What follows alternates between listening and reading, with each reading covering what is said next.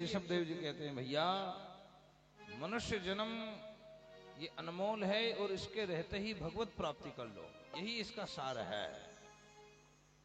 ऋषभ देव जी ने बच्चों को उपदेश दिया और बड़े पुत्र भरत को राज्य शासन देकर के स्वयं भजन करने के लिए चले गए। परमहंस वृत्ति को धारण कर लिया महाराज। बड़े तपोनिष्ठ महात्मा हुए, इतने सिद्ध हुए कि अष्ट सिद्धि नौ निधि इनके आसपास डोलने लगी, पर सिद्धियों को इन्होंने दाना तक नहीं डाला। ये जानते थे कि सिद्धि के चक्कर में पड़ेंगे तो प्रसिद्धि, और प्रसिद्धि के चक्कर में फिर जन्म मरण के चक्कर में पड़ना पड़ेगा, इसलिए सिद्धियों की तरफ देखते भी नहीं थे। इतने सिद्ध हो गए कि लोग इनके दर्शन करने आते और दर्शन से ही जनमानस की मनोकामना पूर्ण होने लगी। ऋषभ देव जी सोचने लगे, भाई ये लोगों का काम होगा तो हमारी तो साधना में विक्षेप होगा, ये सब आएंगे तो क्या करें। सो ऋषभ देव जी ने परमहंस वृत्ति को धारण कर लिया। परमहंस माने जहां बैठते वहीं मलमूत्र का त्याग कर दे, वहीं सो जाते हैं। मुंह में पत्थर रख लेते, धूल मिट्टी शरीर पर लगा लेते। लोगों ने देखा काहे का सिद्ध बाबा पागल है, जहां गंदगी करता वहीं सो जाता है।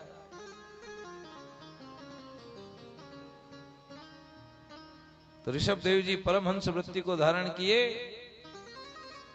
जीवन मुक्त महापुरुष हुए। बड़े बेटे भरत को राज्य शासन दिया। भरत जी ने भी कई वर्षों तक राज्य शासन किया। समय आने पर अपने पुत्रों को राज्याभिषिक्त कर करके स्वयं भगवत प्राप्ति के लिए वन में चले गए। ये हमारे यहाँ का दृष्टिकोण है। एक समय तक संसार के विषयों का सेवन करिए, और समय आ जाए तो पुत्रों को सब सौंप करके अपनी मुक्ति का उपाय करिए। पर हम लोग देने के समय ज्यादा पकड़ते हैं, जब छोड़ने का समय आता है, जब पकड़ मजबूत होती है हमारी। देना नहीं चाहते इसलिए दुख होता है, कष्ट इसीलिए है, तकलीफ इसीलिए है। देने में शान बनी रहती है, कोई जबरदस्ती छुड़ा ले उससे अच्छा है पहले ही दे दो। छुड़ाएगा तो आपको तकलीफ होगी, मर्जी से दे दोगे तो आपकी जय जयकार करेगा, आपकी खूब सेवा करेगा। इधर वाले डिपार्टमेंट वाले भी चाबी नहीं देते बहू को।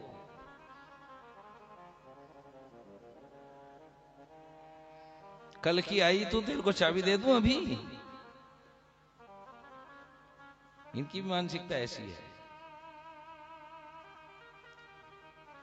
एक बहू अपनी सास से परेशान और सास बहू से परेशान, दोनों एक दूसरे से परेशान।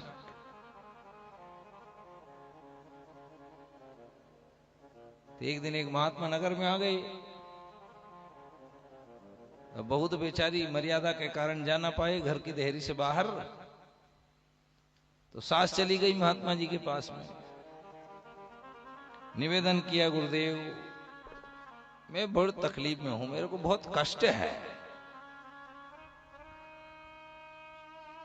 कहा किससे है कष्ट, क्या तकलीफ? बोले मेरी बहू से बहुत तकलीफ है मेरे को, मुझे उससे बिल्कुल भी सुख नहीं है, 1% का भी सुख नहीं है। अब महात्मा ने सोचा क्या समझाएं इसको। सो महात्मा थोड़ी देर विचार करते रहे, वो उंगली पे ऐसे ऐसे जोड़ा। महात्मा नाम बताओ। कहा मेरा नाम शांति। और शांति सबसे ज्यादा क्रांति फैला रही है, अशांति शांति फैलाती है। तो महात्मा ने ऐसे जोड़ा, कुंभ मीन में स्पर्श। बहू का नाम क्या है? का ये ओहो, तुम्हारे ऊपर शनि चल रहा है। महात्मा जी बोले इसलिए तुम्हें कष्ट है। महाराज कोई उपाय हो तो बताओ, ये तो भाव प्रधान है। महात्मा ने कहा मैया सुन, लोहे का दान करना पड़ेगा। शनि की शांति के लिए। ठीक है महाराज, कर दूंगी। कितना लोहा दान करना पड़ेगा? महात्मा का ज्यादा नहीं, इतना ही करना पड़ेगा बस, 3 इंच का लोहा। का दान कौन से पंडित जी को करूं?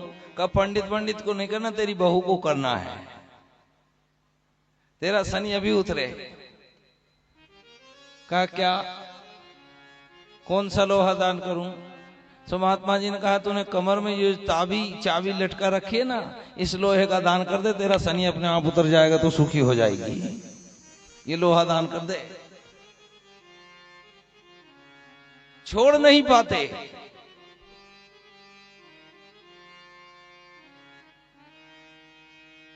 भरत जी चले गए देकर के पुत्रों को, भाई संभालो, करो, अब हम भजन करेंगे अपना।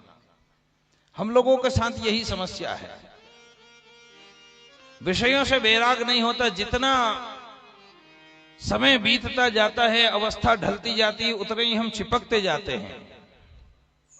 मनु महाराज कहते हैं, शत्रुपा से देवी, ये राज्य शासन करते हुए मेरे को कितना समय बीत गया, लेकिन अभी भी इससे विरक्ति का भाव नहीं जग रहा है।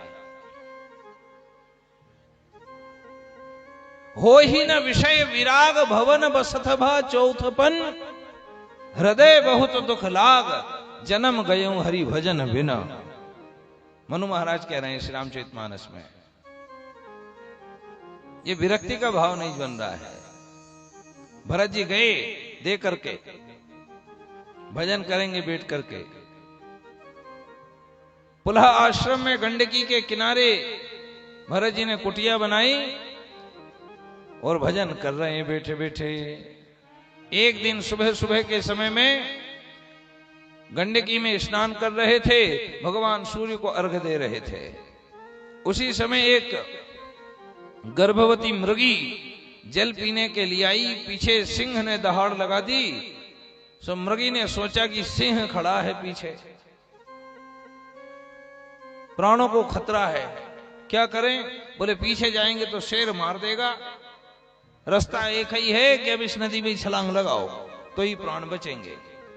मृगी ने नदी में छलांग लगाई, जैसे तैसे उस पार गई, और उस पार जाते ही उसका छलांग लगाने में गर्भपात हो गया जल में, और उस पार जाकर के उसका प्राणांत हो गया। अब मृगी का मृग शावक बहने लगा जल में, तो भरत जी खड़े थे, देखा ओ हो नन्हा सा शिशु नवजात जल में बह रहा है, और मेरा कर्तव्य है कि मैं इसके प्राणों की रक्षा करूं।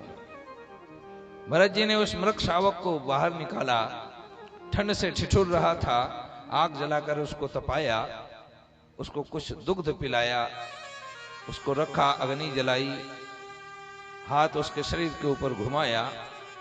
धीरे धीरे उसका देख रेख भरण पोषण भरत जी करने लगे।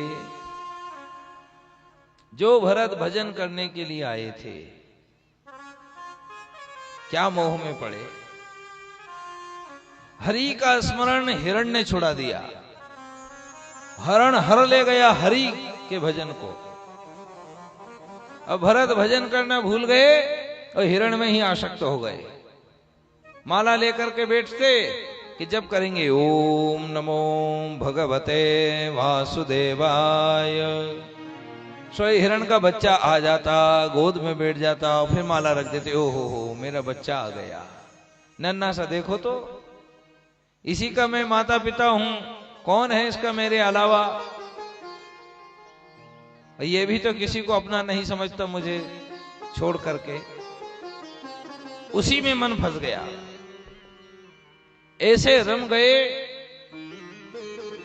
कि अब भजन बिसर गया, मोह में पड़ गए।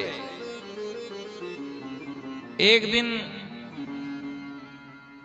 मृगों का झुंड आया, मृग शावक ने देखा उस मृग ने कि ये तो मेरे सजाती लगते हैं, सो उन्हीं मृगों के झुंड में चला गया जंगल में। शाम हो गई, लौट करके नहीं आया। भरत को बड़ी चिंता होने लगी। अब मृग का बच्चा लौटा नहीं, तो भरत बेचैन रहने लगे उसके वियोग में। और इसी अंतराल में भरत की आयु पूर्ण हुई। मृत्यु का समय आया, वो अंतिम समय में भी भरत को उसी मृग की याद आ गई। हमारे यहां का सिद्धांत, अंते या मति सा गति। इसलिए भगवान अर्जुन से कहते हैं, अंत काले च मामेव स्मरन् मुक्त्वा कलेवरम। अर्जुन, अंत काले च मामेव, मुझे स्मरण कर, मुक्त्वा कलेवरम, इस कलेवर से मुक्त हो। अंतकाल में याद आए, इसके लिए क्या उपाय करें? कहा हमें अंतकाल का पता नहीं है कि अंतकाल हमारा कब होगा, कौन सा समय हमारे लिए अंतिम समय होगा। इसलिए भगवान कहते हैं, अंतकाले, प्रत्येक पल के अंत में, प्रत्येक क्षण के अंत में स्मरण मुक्त्वा, मेरा स्मरण कर, हर पल में मुझे याद कर। पता नहीं कौन सा पल तेरे जीवन का आखिरी पल हो, इसलिए प्रतिपल भगवान का स्मरण करिए, हरि का स्मरण करिए, गोविंद दामोदर का स्मरण करिए, राम कृष्ण का स्मरण करिए, शिव शक्ति का स्मरण करिए, जो आपको अच्छा लगे। प्रत्येक क्षण में गई हुई श्वास पता नहीं लौटेगी कि नहीं लौटेगी। इसलिए महापुरुष कहते हैं, श्वास श्वास पर राम भज, वृथा श्वास जनी खोए। ना जाने इन श्वास की, फिर आवन होए न होए। इसलिए प्रत्येक श्वास पर, प्रत्येक क्षण में हरि भजन करिए,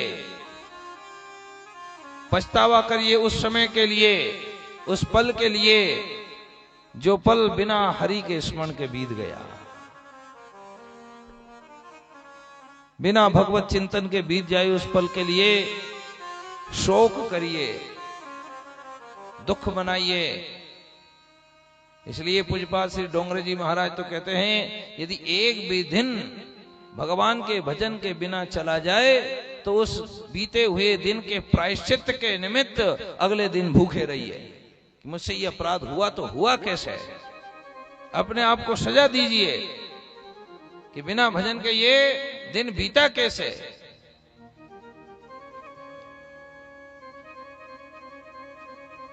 इसीलिए प्रत्येक क्षण में भगवत स्मरण हो, हरि नाम का जप हो। पता नहीं कौन से श्वास आखिरी होगी, और उसी जीवन मुक्ति को पाने के लिए बड़े बड़े मनीषी, तत्ववेत्ता, महापुरुष प्रतिपल में यह प्रयास करते हैं कि अंतिम उस क्षण में केवल वो ब्रह्म तत्व याद आ जाए। और मृत्यु का पॉइंट एक ऐसा पॉइंट है, जब देह त्याग का समय आता है, और वो काल एक ऐसा काल है जिस समय में एक नई योनि का, एक नए शरीर का निर्धारण होता है। एक शरीर छूट रहा है तो दूसरे का निर्माण हो रहा है। इसलिए उस समय को संवारिए। जीवन 2 दिन का बताया हमारे यहां, ये जीवन 2 दिन का। कौन कौन से 2 दिन का? एक जन्म का दिन और एक मृत्यु का दिन। तो जन्म का दिन हमारे हाथ में नहीं है, वो विधि के हाथ में है। वो मृत्यु का दिन तो हमारे हाथ में है। आपने गरुड़ पुराण सुना होगा, अन्य पुराणों की बात नहीं करें।